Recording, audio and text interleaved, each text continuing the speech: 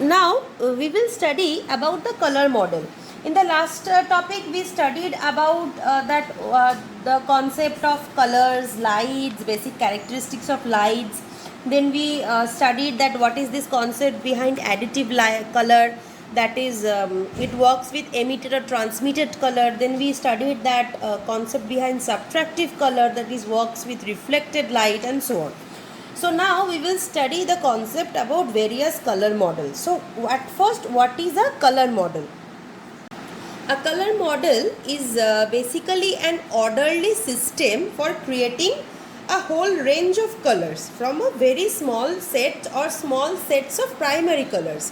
So when we have red, green, blue as a primary colors, we refer to that as RGB model, color model. When we have cyan, magenta, yellow as primary color, we refer to as CMY model. So like this, when we can create a range of colors, a wide range of colors using small sets of primary colors, we refer to that as the color model. Now there are two types of color models. One type is the additive type and another type is the subtractive type. Now the additive type color models, it uses light to display color, but the subtractive type color models, it uses printing inks. So additive type color models are used for displaying on the screen, that is for display systems they are used, and subtractive type color models, they are used for printing purposes. So RGB is a color model which is an additive type color model, and it is only used for displaying various things on TV, monitors, screens, LCD, LEDs, plasma display panels, etc. Wherever the thing is, when it comes to displaying something, we use the RGB color model. And when it comes to printing something on a paper, page, wherever, we use the CMY or the CMYK color model. CMY and CMYK are more or less same. Only thing is CMY has cyan, magenta, yellow as the primary colors, and CMYK has cyan, magenta, yellow, and K stands for black. So these are the four primary colors in CMYK model. So color model, what does the definition says? Particular representation of color that's useful for at least one particular application. That means when we are saying RGB is used for displaying, it is an application. When we are saying that CMY models are used for printing purpose, so it is an application. So at least there should be one useful application where these models are used. So likewise, these three are the basic color models which are included in our syllabus, and few extra other color models are also there, which is the HSV color model, that is hue, saturation and brightness. We refer to brightness as value, so HSV color model. Then there is YIQ color model, then there is HLS color model. So these are the color models not included in your syllabus, but we will study this at least to know that what are the various or the different color models. Okay, so let's begin with RGB color model. First, the thing is RGB stands for red, green and blue. So the primary colors are red, green and blue, red, green and blue. Then the next thing is, since I have said RGB is an additive model, when this term additive model is used, additive model, the color results from transmitted light or emitted light. Okay, so RGB is an additive model. It works with transmitted or emitted light, and again it is used for display, that is it is used on TVs, monitors, plasma panels. Monitors can be of any type. So basically RGB, the primary colors are red, green and blue. So it is an additive model. When we say it is an additive model, that means it works with the concept of emitted light or transmitted light. It uses light to display colors, and it is used for displaying purposes. And if I can represent, suppose what happens is our eyes contains three visual pigments. We said in the earlier class that our eye contains three visual pigments, and our eyes perceive through simulation, we all know that. Now these visual pigments, they have a very high sensitivity of wavelengths at about 630 nanometers. So they can easily catch wavelengths of red, green and blue, because they are within this range 630, 530 and 450. So what happens is, in this model, so this, since red, green and blue are the primary colors, and this is an additive model, so by adding the component we can produce different colors. Like if we add green and red in exact proportion, yellow will be produced. If we add green and blue, cyan will be produced. If we add blue and red, magenta will be produced. So if we add components, it produces colors. But one thing, if you can notice, is the middle portion I have left as white, because in RGB model what is the scene is, if I add red, green and blue in exact equal portions, that is the presence of all three colors will indicate white, and the absence of any of these colors or the absence of these all colors will indicate black.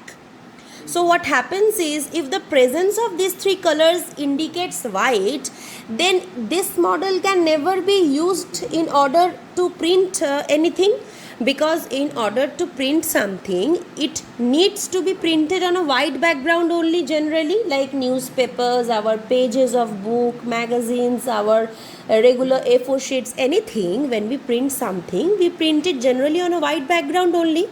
So if I add components of these three colors and if it produces a white color, then how will I print on a white paper? I am printing with white color. So it's of no use. So this is the reason why RGB color model is used for displaying purposes. So in this model, white indicates that all colors are present and black indicates that all colors are absent. Okay. So this is the model which is used for television and computer screens. Now in this section you can see that I have represented this RGB model. I have represented is using a unit cube with one corner located at the origin and in a three-dimensional color coordinate system, that is the axis being labeled as red, green and blue. That is, what are the main colors? The axis X, Y and Z axis I have labeled as red, green and blue. So using the three-dimensional color coordinate systems and the axis being labeled as RGB, and I am showing the range of different colors starting from zeros to 1. The origin 000 is considered to be black, because the absence of all colors, I have said it is black. So 000 indicates red component, green component and blue component. All the three components are absent. So the origin 000 is termed as black, is considered black, and the diagonally opposite, just the diagonally opposite corner, that is 111, it is called white, because I have said the presence of all colors will indicate white. So 111, that means red, green and blue, all the three components are present, so the presence of all colors will indicate white.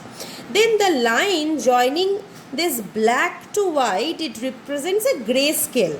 Okay, it represents a grayscale, a tinge of grayscale.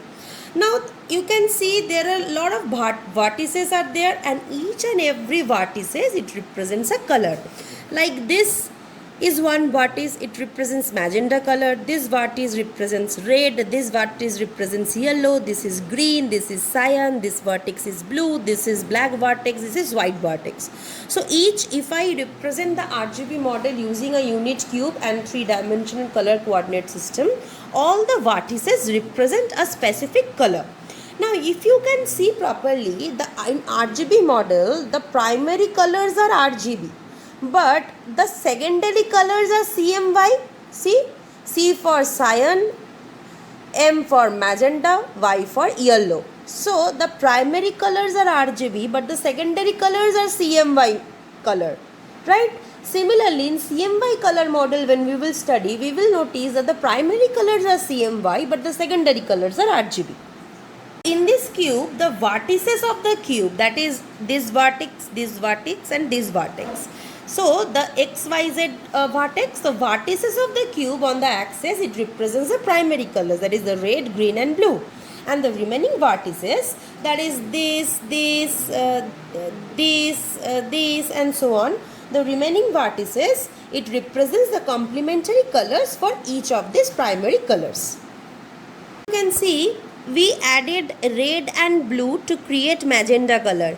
So red component and blue component was there. So for magenta, this vertex, red component and blue component is 1 and the green component is 0.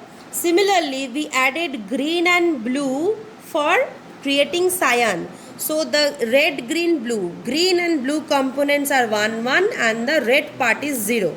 So like this we have created all the colors and we have created the respective coordinates for all the colors. If I jot it down to put it very simple, RGB is a color model where the primary colors are red, green and blue. It is an additive color model, that is it works with transmitted